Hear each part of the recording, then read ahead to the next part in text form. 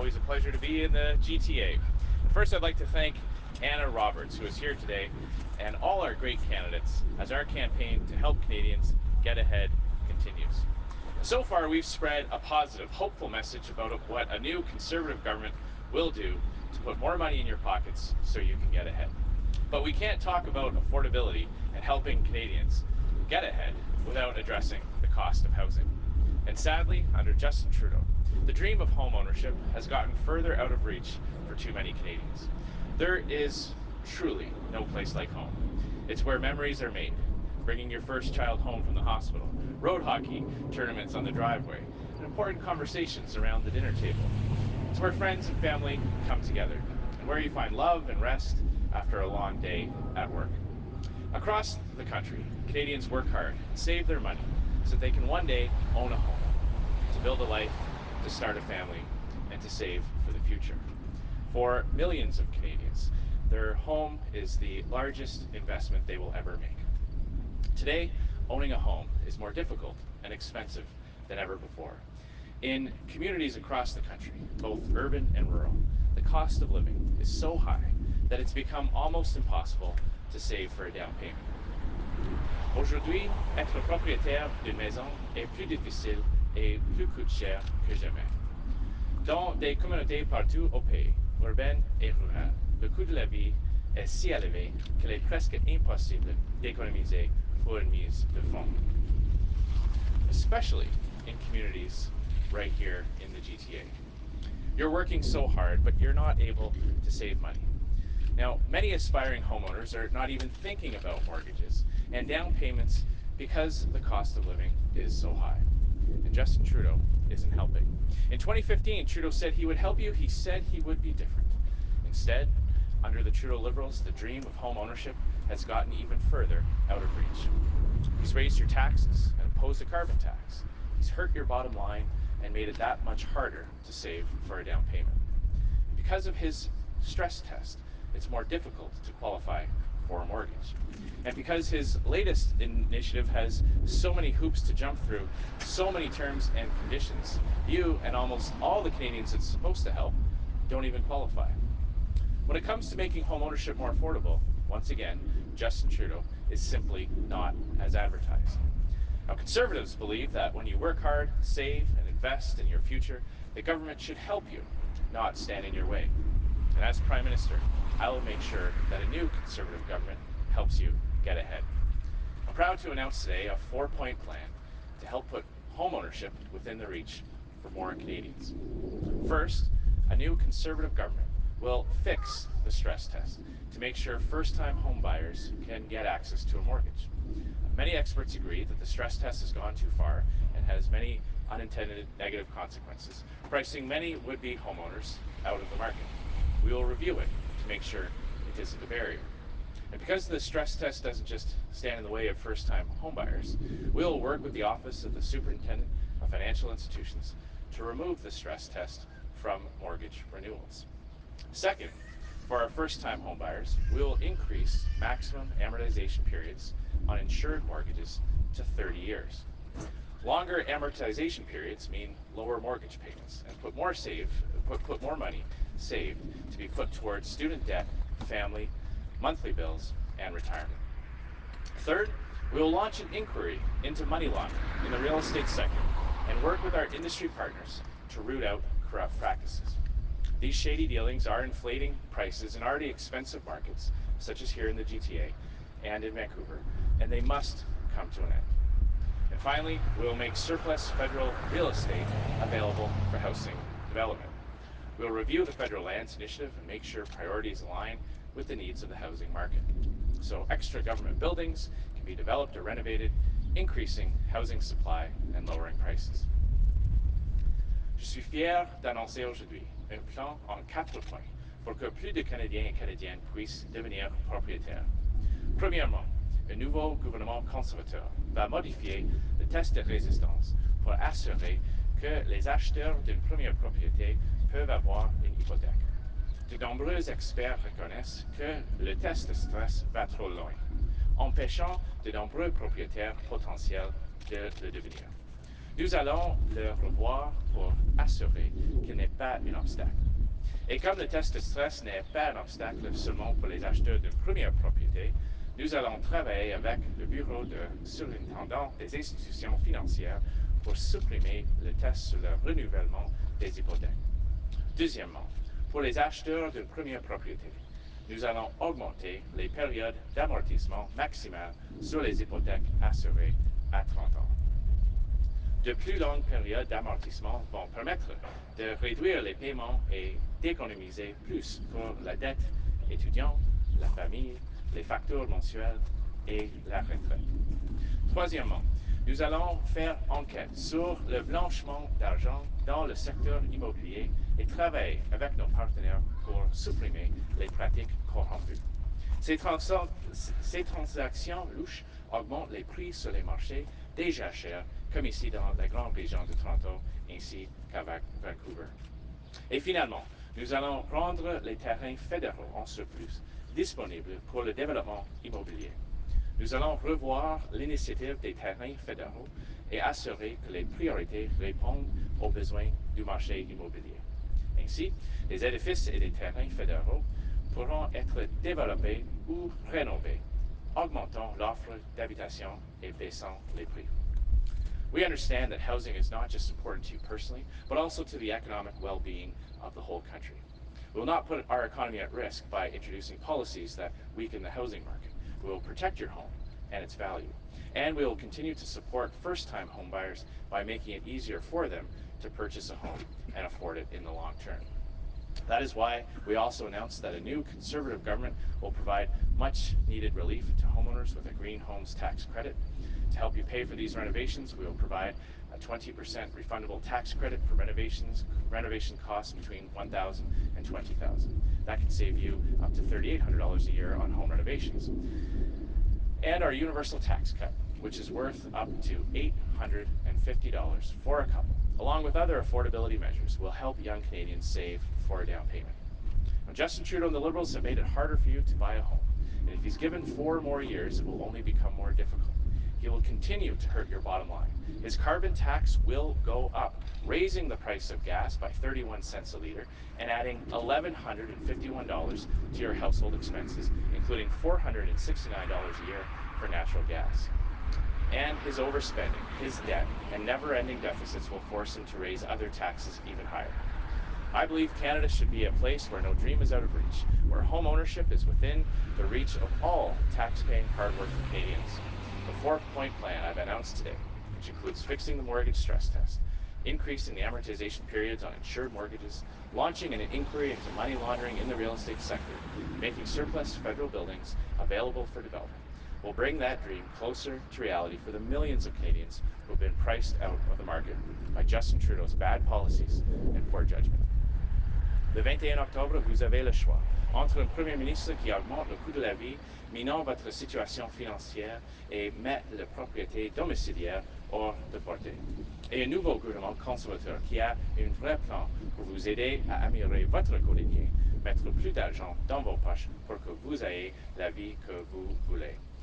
On October 21st, you have a choice between a Prime Minister who has increased your cost of living, hurt your bottom line, and put home ownership out of reach, and a new Conservative government that has a real plan to help you get ahead, to put more money in your pocket so you can build the life that you want. Thank you. Merci. Happy to take your questions. Kelly Malone, the Canadian Press. So Stats Can reported earlier this year that the Canadians are taking on more and more debt in the form of mortgages. The former Conservative government brought down the amortization period specifically to address this problem. Why are you reversing course? Well, it's clear that the longer amortization period for first-time homeowners will allow more Canadians to purchase a home. That is something that first-time home buyers have asked for. It's something that we've heard feedback from so many different stakeholders. It is important that we have strong regulations around the financial sector to ensure that that our housing industry and our mortgage industry is strong and robust, but we believe that for first-time home buyers, 30-year amortization period is appropriate.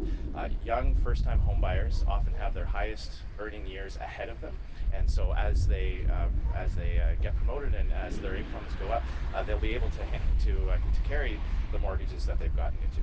En français? Oui, c'est clair que d'avoir une période d'amortissement de 30 ans va rendre disponibles les maisons pour beaucoup des Canadiens jeunes qui veulent acheter leur maison pour la première fois. Et c'est clair que pour les jeunes familles, les jeunes couples, leurs années avec le revenu plus haut et dans l'avenir, alors ils peuvent gérer leur hypothèque. Marty, when the measures were brought in, said it was to cause stability in the market. You mentioned that you would have safeguards. How will you keep the housing market stable? Well, the key here is that we're going to fix the stress test. We're going to ensure that the stress test does what it's supposed to do without the unintended negative consequences.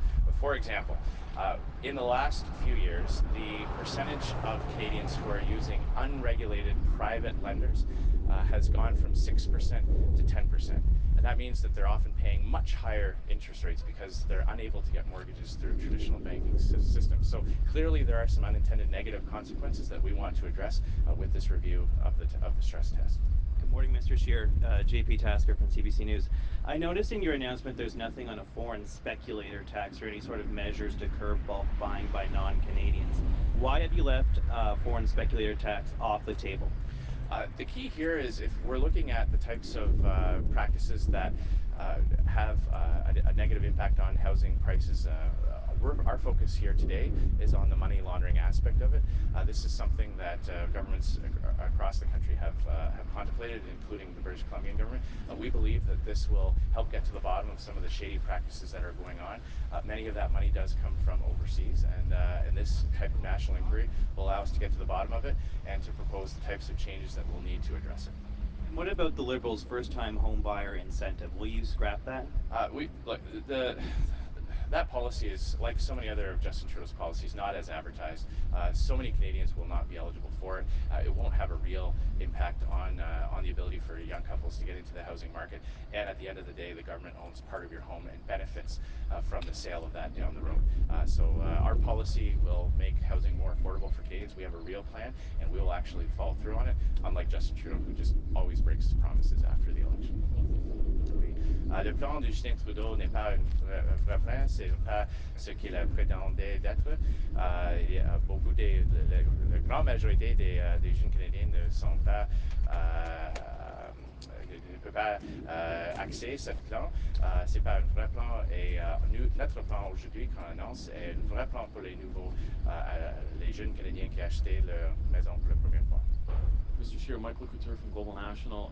Global News has found that the former head of a U.S. neo-Nazi group and the former Soldier of Odin member were among those whose signatures were submitted to Elections Canada last year to officially register the People's Party of Canada. Does this give you another reason to ask for Mr. Bernier to not be in this debate now? Well, of course, I absolutely condemn those individuals and anyone who promotes messages of hate or intolerance. Clearly have no place in our society or in our public discourse. The decision, the criteria was for the debates were designed by the Liberals without consultation from the other parties. It's really up to the Liberal government to explain. I'm looking forward to debating Justin Trudeau. That's what my focus is on. He ran away from the first debate. I'm hoping he shows up for the next one, but I'll be ready for that opportunity to contrast my real plan to help Canadians get ahead with his failed policies of higher taxes and less affordable living. Oui, alors j'ai absolument condamné les personnes ou les groupes qui promotent les idées de haine ou d'intolérance. C'est au le gouvernement libéral d'expliquer leurs critères pour les débats. Justin Trudeau n'était pas là pour le premier débat. J'espère, j'ai hâte qu'il va être là pour le prochain et je suis prêt pour débattre. Why? With all due respect, my question was about Mr. Bernier. Can you please answer the question? Do you think that Mr. Bernier should be removed from the debate given these revelations? Well, again, it's really up to the Liberal government to explain the criteria. They were the ones that said it. I absolutely condemn groups that promote hate and intolerance and spread these types of hateful ideologies. The Liberal government set the criteria. The Liberal government established this debates commission. It's really up to them to explain to explain the outcomes of it. Oui, Blouin de Radio-Canada. Monsieur Scheer, le Parti conservateur et le Parti libéral ciblent les mêmes électeurs, les parents, les familles, les mêmes thèmes aussi. On a un exemple encore ce matin, l'accès à la propriété, l'imposition aussi dans la première tranche de revenus. Ma question, c'est comment vous allez réussir à vous distinguer pour que les électeurs soient vraiment capables de tracer une démarcation claire entre vos deux partis? Mais c'est tellement facile parce que Justin Trudeau a brisé ses promesses.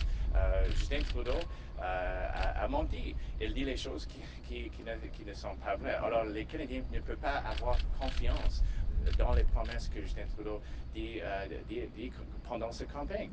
Notre plan pour aider les contribuables, c'est un vrai plan. Ça va réduire les impôts pour la majorité des Canadiens avec l'income, le revenu moyen. Et on va tenir nos promesses. Pour quelques politiques, il a copié-collé mes propres idées de rendre les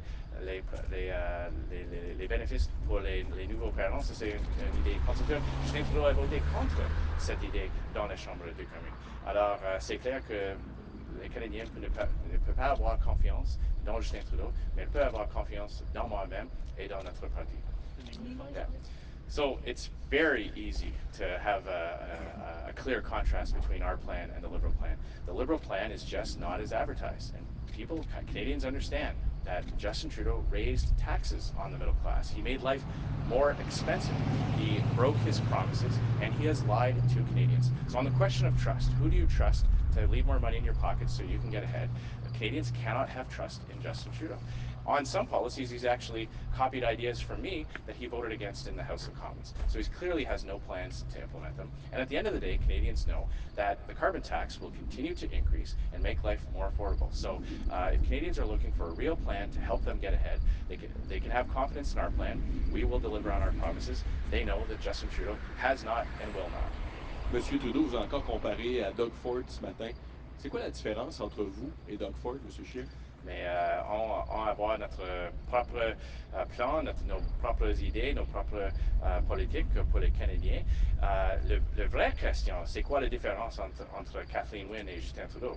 Les mêmes architectes le bilan désastreux de Kathleen Wynne et Dalton McGuinty maintenant travaillent pour Justin Trudeau et ils suivent le même plan. Alors c'est clair pour les électeurs en Ontario, notre plan va rendre la vie plus abordable, laisser plus d'argent dans leur poche. Ça c'est clair. So the big difference, the real question is what's the difference between Kathleen Wynne and Justin Trudeau? The very same people who are the architects of the failed Kathleen Wynne, Dalton McGuinty government that raised taxes, ran massive deficits, mired in scandal and corruptions, are now working for Justin Trudeau, and they're following the same playbook. So voters in Ontario know that they can limit the damage from Justin Trudeau to one term, and they can elect a Conservative government that will lower taxes, protect our public institutions and our public programs like healthcare and education, and make life more affordable so they can get ahead. Christy Kirkup with the Globe and Mail. Just to follow up on what you just said about Kathleen Wynne, your party recently released an advertisement aimed at her. Aren't people going to get confused about whether this is a provincial election versus a federal election? I think Canadians are quite clear in the contrast this election. They see Justin Trudeau, who is mired in scandal and corruption, who has lied to Canadians, who has lost the confidence of Canadians because he just simply cannot tell the truth. He continues on a daily basis to not be able to come clean with Canadians. And they see in myself a leader who is ready to make life more affordable, to cut their taxes, to return to balanced budgets over a responsible period of time. The choice between the two parties and the two leaders in this election could not be more clear, and I'm convinced that Canadians see that and will vote Conservative on October 21st. But Mr. Trudeau is not campaigning against the Premier, and you're not campaigning against Kathleen Wynne. So why make that the central focus of your message to Ontarians? I think it's important for people in Ontario to know that Justin Trudeau will follow and has been following the exact same playbook that Kathleen Wynne and Dalton McGuinty ran here in Ontario. Voters here understand what happens when you let Liberals continue their corrupt ways, continue to run massive deficits, continue to break their promises and lie to the people that they're elected to serve. And I believe that on October 21st, the voters in Ontario and across the country will limit the damage of Justin Trudeau's government to one term. Cheryl Levin with CPAC. Mr. Scheer, Here in King Vaughan, transportation congestion is already a real major problem. Your plan that you've just outlined talks about, making it easier for new builds and new developments. What is our government going to do to, help alleviate that problem? That's an excellent question. We will have more to say throughout the campaign about ensuring that infrastructure dollars follow through on being linked to new developments, that new housing markets can come onto the market. New housing developments can come onto the market, and that the infrastructure projects to help people move from where they live to where they work go along with it. In addition, things like the public transit tax credit that we've announced will make taking public transit more affordable for so many people, and that will help alleviate congestion as well. And we will have more to say on specific infrastructure projects, both here in the GTA and around the country, that will help address that. Good morning, Mr. Scheer. Joyce Napier, CTV. So I'm wondering why, despite the troubles the Liberal campaign has had in the past week and the scandal this winter, how come you're still neck and neck with the Liberal candidate? Well, I believe that Canadians will see the clear contrast between a scandal-plagued Liberal government led by someone who can't tell the truth and breaks his promises, and our real plan to make life more affordable. I don't get too worried about the polls. There's only one poll that matters. That's on October 21st. I can tell you our candidates are telling us that the response at the doors is fantastic. We're getting more volunteers out this election than we did in the last election. We've got campaigns all across the country where 2 or 3 years ago, people were writing us off, and we are going to win those seats. We're going to surprise a lot of people on October 21st. I've been underestimated my entire political career, and I can tell you that I'm very happy with the way the campaign is going. Our plan is resonating. People are getting excited about our policies, our tax cuts, and what we're going to do for them. And I'm quite confident about the results on October 21st. Oui, il y a seulement 11 sondages qui comptent. Ça, c'est le sondage le 21 octobre. Je suis très content avec notre campagne et nos candidats a dit que les réponses à l'époque, c'est merveilleux. Nous avons plus de bénévoles qu'on a eu dans les dernières élections et je suis très confiant dans pour les résultats de le 21 octobre. Morning, Mr. Scheer. Evan Dyer, CBC News. As my colleagues mentioned, Prime Minister Trudeau mentioned Doug Ford actually 15 times in his speech this morning, and he said that his model of cuts to health in Ontario would be the model that you would follow. So to respond to that, do you intend to cut healthcare, and do you intend to bring in some kind of a universal pharmacare plan? So it's quite clear that I'm ready to run against Justin Trudeau. I am holding Justin Trudeau to account, and he is desperate to run against anybody other than me. I have made the commitment that we will only increase transfers to healthcare and education by at least 3%. That means that Canadians can have confidence that their healthcare systems will be there to give them the services that they need. I made the commitment to do the same for social transfers so that programs like education will continue to go up. Justin Trudeau continues to lie about what Conservatives will do. He continues to lie about what he has done and what he will do.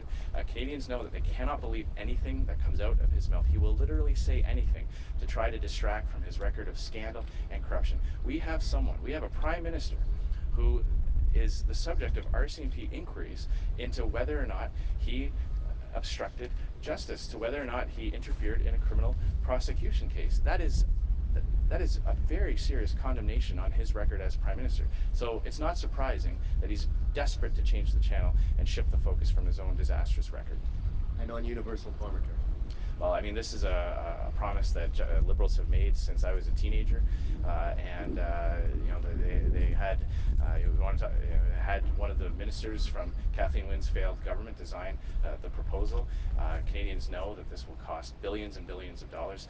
None of his plans are costed, no details. He's clearly unable to explain to Canadians how he would implement any of these things, and so once again, Canadians cannot have confidence in what he's proposing. Thank you. Merci beaucoup tout le monde. Thanks very much.